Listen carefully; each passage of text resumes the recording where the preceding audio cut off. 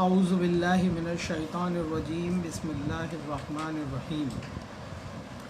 آج سورہ اللحب 111 نمبر کی صورت ہے، اس کو شروع کرنا ہے۔ بہت چھوٹی سی صورت ہے لیکن اس میں ایک میسج بہت امپورٹنٹ دیا گیا، اس میسج کو سمجھتے ہیں۔ ہر آیت کچھ نہ کچھ ہدایت دیتی ہے۔ بسم اللہ الرحمن الرحیم۔ تبت یدا ابی لہب و تب۔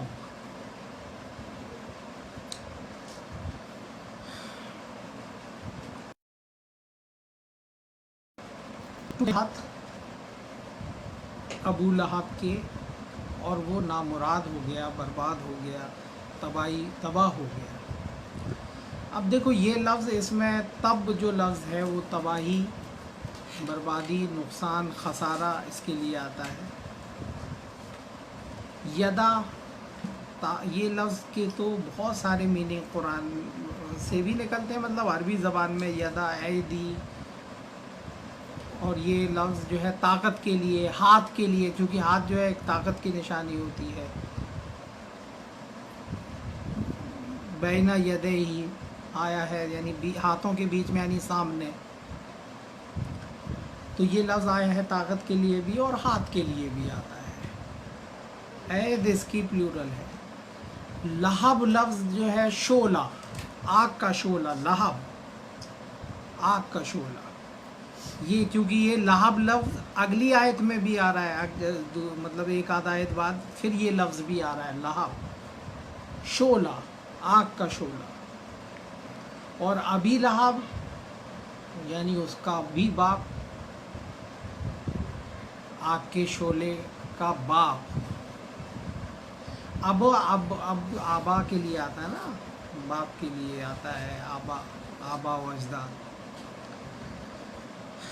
تو یہاں پر ایک چونکہ روایتوں سے قرآن کو سمجھنے کی ایک وہ بات ڈال دی، تو اس میں انہوں نے کہا کہ ابو لہب ہے وہ محمد صلی اللہ علیہ وسلم کے چچا تھے، جس کا کوئی ثبوت قرآن سے نہیں ملتا ہے، اور نہ کوئی نام اس طرح کا لے کے، اللہ تعالیٰ کی یہ شان ہے کہ وہ کسی کو نام لے کے اس طرح سے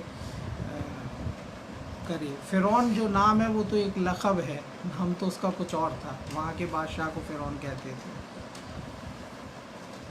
ٹھیک ہے۔ لیکن نام لے کے بھی اللہ تعالیٰ کہہ سکتا ہے کسی کو جو ہو چکا ہے، لیکن رہتی زندگی میں اس کے بارے میں جہنمی کا اناؤنسمنٹ کر دینا، وہ بھی قرآن کے عقیدے کے خلاف ہے، کیونکہ ابھی تو پریکشا چل رہی ہے، اس سے پہلے رزلٹ بتایا ہی نہیں جا سکتا، مرنے کے بعد تو بتایا بھی جا سکتا، اور اللہ رب العزت بتا دیتا ہے مرنے کے بعد۔ تو ابو لہب تو چونکہ روایتوں سے قرآن سمجھنے کا، اسی لیے انہوں نے کہا کہ چچا، لیکن اس کو ہم اگر نہ بھی مانے چچا تو بھی کوئی بات نہیں ہے۔ اس شخص کی بات ہو رہی ہے جس کی حرکتیں ایسی تھیں، جس کو نارن ذات لہبیوں کہا گیا، جس کو آگ میں ڈالنے کے لیے کہا گیا، اور اس کی حرکت بھی بتائی گئی، وہ کوئی بھی ہو۔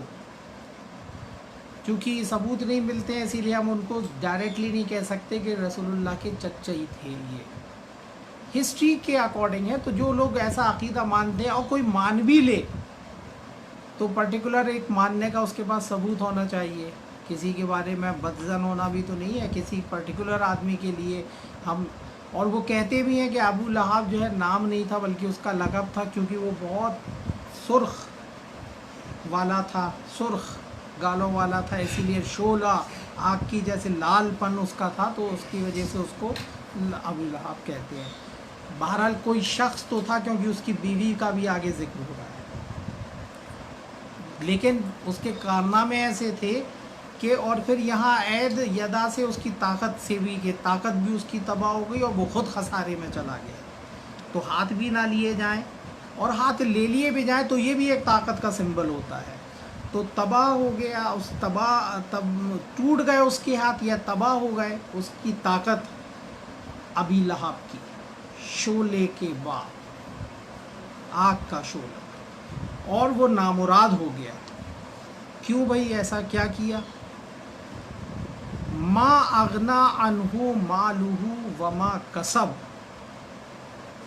ما اغنا عنہ مالہ، اس کا مال اسے بچا نہیں پایا، اس کا مال کسی کام نہیں آیا، اس نے غنی نہیں کیا۔ مستغنی کہتے ہیں بے پرواہ کسی چیز سے، جس کو کسی چیز کی ضرورت نہیں ہو، تو اس کا مال اس کے کام نہیں آیا، اس کا مال اسے نہیں بچا پایا۔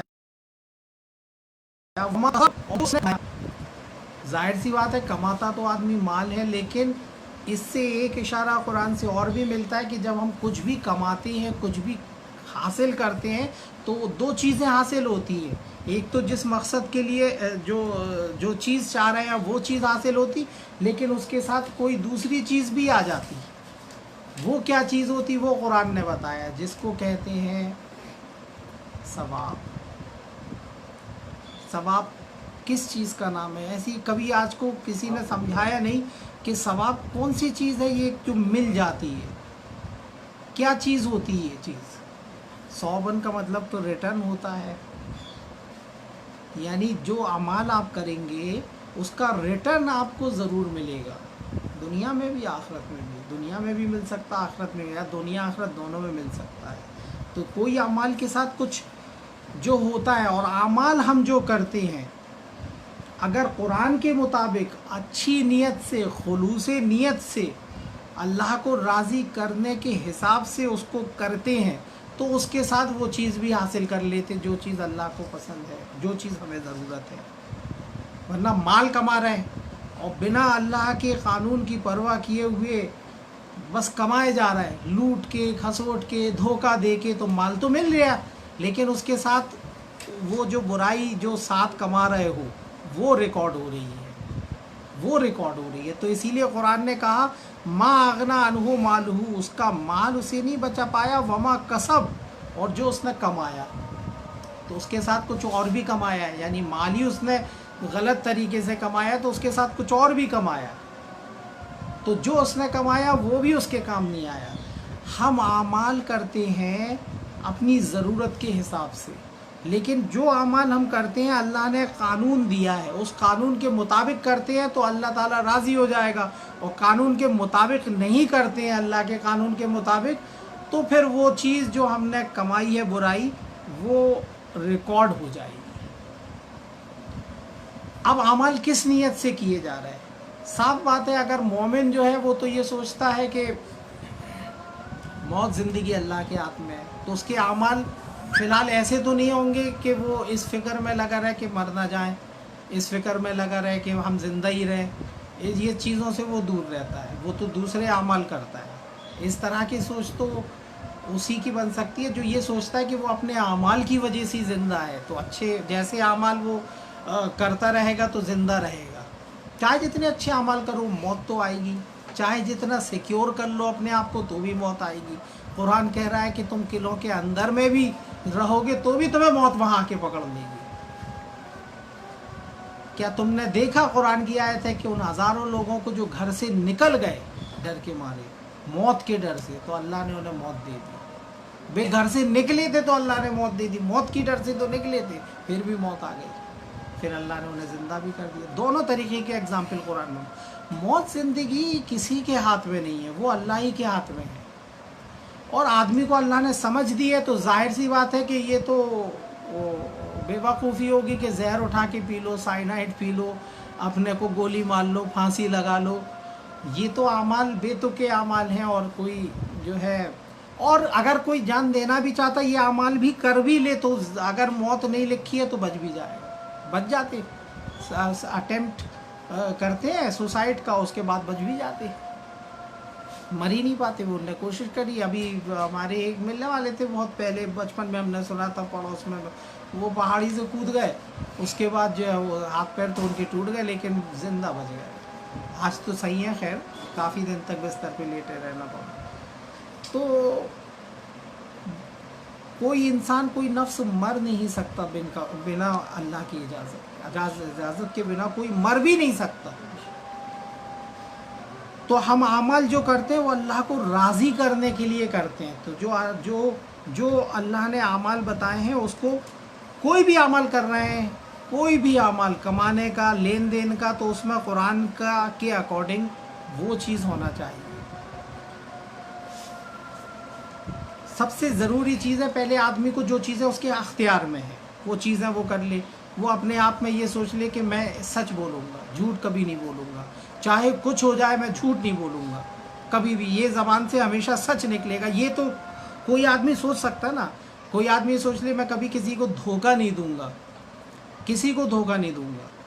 بس یہ 2-3 چیزیں کوالٹی اندر پیدا کر لے اور پھر قرآن کے پاس آ جائے اور پھر قرآن پڑھے. اگر یہ مکاریوں کے ساتھ آتا ہے وہ تو قرآن سمجھ میں پھر نہیں آئے گا، کیونکہ یہ چیزوں کا اختیار تو اس کی سمجھ میں پہلے سے ہی تھا کہ وہ دھوکہ نہیں دے سکتا تھا، جھوٹ نہیں بول سکتا تھا.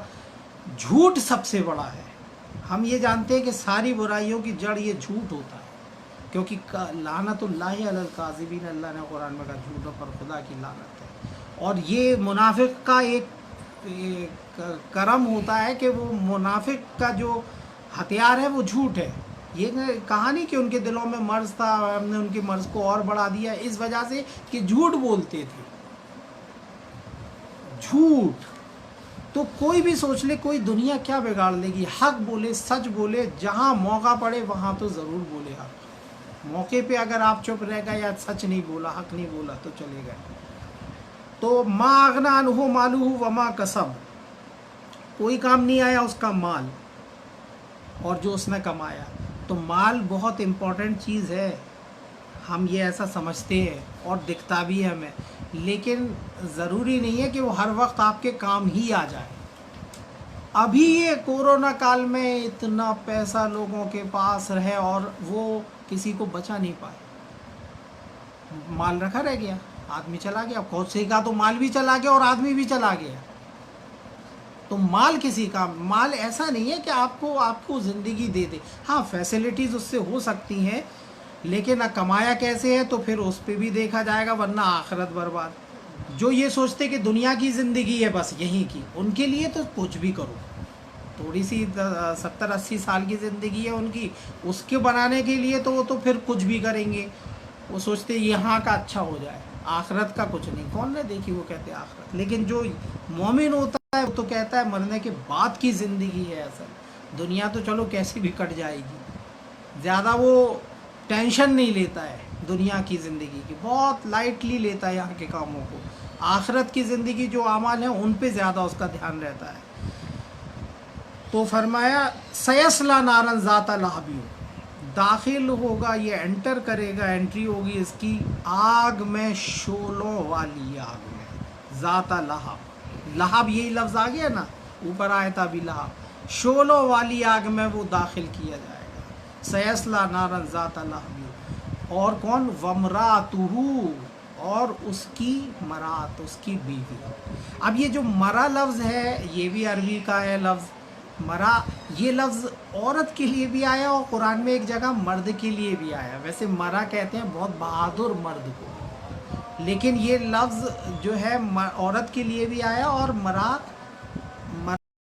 لفظ آیا ہے کہاں پر؟ 102 نمبر سورہ بقرہ کی آیت پڑھیے گا، اس میں مرا و زوجہی، مرد یعنی ہسبینڈ اور اس کی وائف کے بیچ میں یہ جادو کا جو آیت ہے نا جادو والی، اس میں آیا لفظ مرا و زوجہی.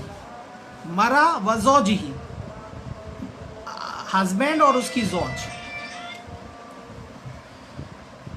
تو اس کی بیوی بھی. اب یہاں سے ایک بات یہ بھی لگتی ہے کہ میاں بیوی ایک ہی یونٹ ہوتے ہیں، اور ہسبینڈ کی ذمہ داری بھی ہے کہ اپنی وائف کو بہت تسلی سے سمجھائے، قرآن سے جوڑے. اصل بات تو یہ ہے کہ وہ اگر قرآن سے جوڑ دے گا اور اللہ کا خوف اس کے دل میں ڈال دے گا تو بہت ساری پریشانیوں سے وہ ویسے ہی بچ جائے گا. کیونکہ ابلیس جو ہے وسوسے ڈالنے میں تو وسوسے ڈالتا ہے. مرد چونکہ بزی رہتے ہیں، زیادہ سوچتے نہیں ہیں اور فالتو بیٹھ کے، تو ان میں تھوڑا سا یہ رہتا ہے. لیکن عورتوں فری رہتی ہیں، ان کے دماغ میں وسوسے بہت آسانی سے ڈالے جا سکتے ہیں، اور ابلیس یہ کام بڑی آسانی سے کرتا ہے. اور سب سے پہلے وہ گھر کا ماحول بگاڑتا، میاں بیوی کے درمیان تفرقہ. پھر اس کے بعد اس کو اور چانس ملتا، اور پھر آدمی کے فیملی ڈسٹرب ہو جائے تو اسی لیے جو ہے باقی چیز بھی اس کی بھی ڈسٹرب ہی رہتی ہے، فیملی ڈسٹرب جس کے ساتھ 24 گھنٹے رہنا ہے. تو اس کو سدھارنے کے لیے آپ بہت حکمت سے کام کریں، ہر آدمی بہت حکمت سے کام کرے تو وہ روٹی سب کھاتے، سب کی سمجھ میں آتا اگر اچھے سے پیار سے سمجھایا جائے، اللہ کا خوف دلایا جائے. خوف آنا بہت ضروری ہے. جس کے دل میں خوف ہوگا تو وہ اکیلے میں بھی اچھا سوچے گا، اچھا کام کرے گا. خوف نہیں ہوگا تو لوگوں کے ڈر سے تو سامنے ہو سکتا ٹھیک ہو جائے، لیکن اکیلے میں حرکت کر دے گا کیونکہ ابھی کوئی نہیں دیکھ رہا. لوگوں کا ڈر ہے تو لوگوں کے سامنے تو نہیں کرے گا، اللہ کا ڈر ہوگا تو اکیلے میں بھی نہیں کرے گا.